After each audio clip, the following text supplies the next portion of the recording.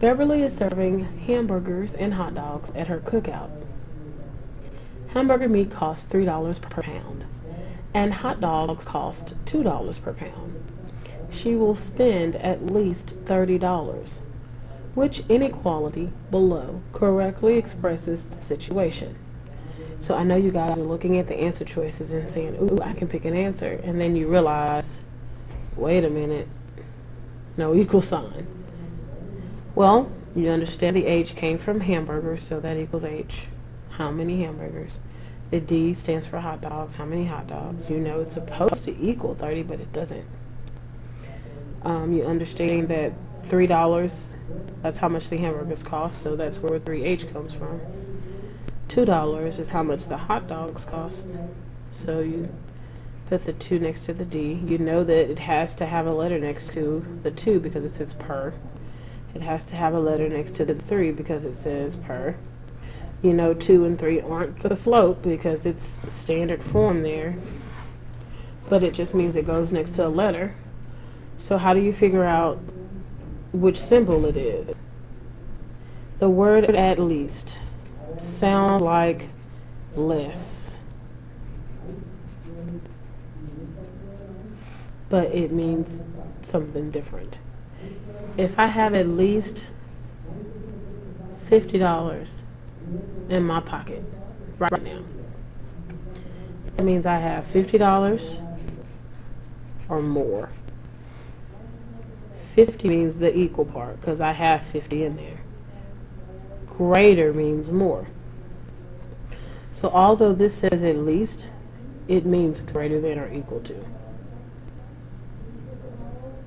So if we purchase so many hamburgers and so many hot dogs at this price, we will spend at least $30, but we can spend more.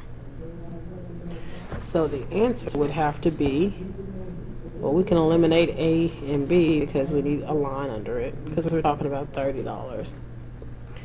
And it needs to be greater. People miss this one because they assume when they see the at least that it means less than. But it doesn't. It means greater. Next class, we will work on just word problems like this because you've already spent today graphing them. So we'll just do word problems next time. 16.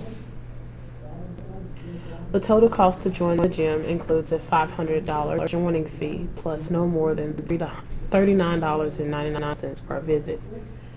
Which inequality below expresses the total cost to join the gym? Believe it or not, here's my y equals mx plus b for those that have watched the videos. And I can see it because it looks like it, except I don't have an equal sign. I have an inequality. $500 joining fee is not 500F.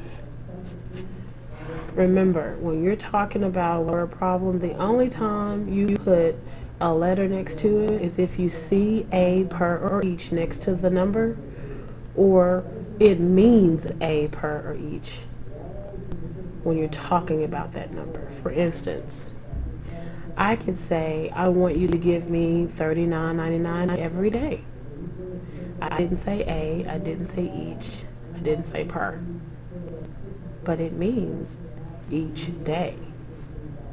If I just ask for a $500 joining fee, I'm asking you for a one-time fee. You give me $500 to come to this gym. After that, don't worry about the $500 anymore. You are only doing $39.99 every time you visit.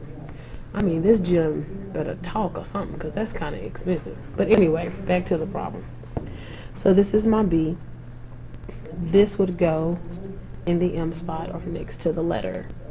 So this is the one with the letter because of him. $39.99V. And all of them have that. 500F, you notice none of them have that. It's just plus 500.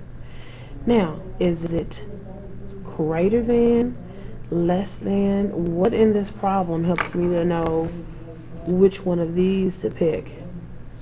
It is going to be the no more than. When people see that, they immediately think more, no more than, that's greater. Let me pick the greater thans. But no. It says no more than. That means you're at the highest amount that you can be at. That means less or equal to.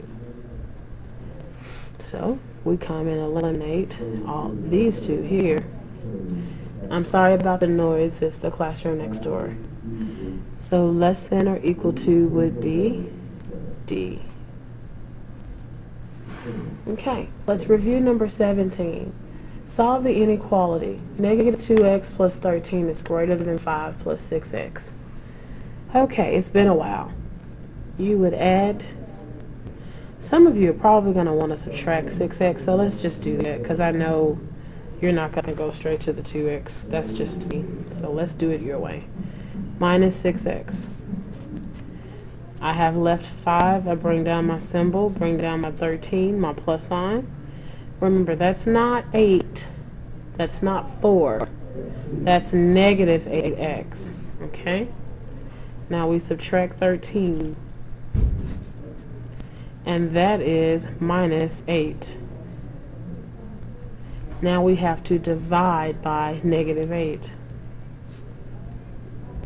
When you divide by negative, what happens to him? You flip it, and you get a positive 1.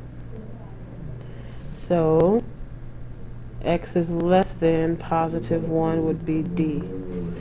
Now, I want to go over this whole insolve command,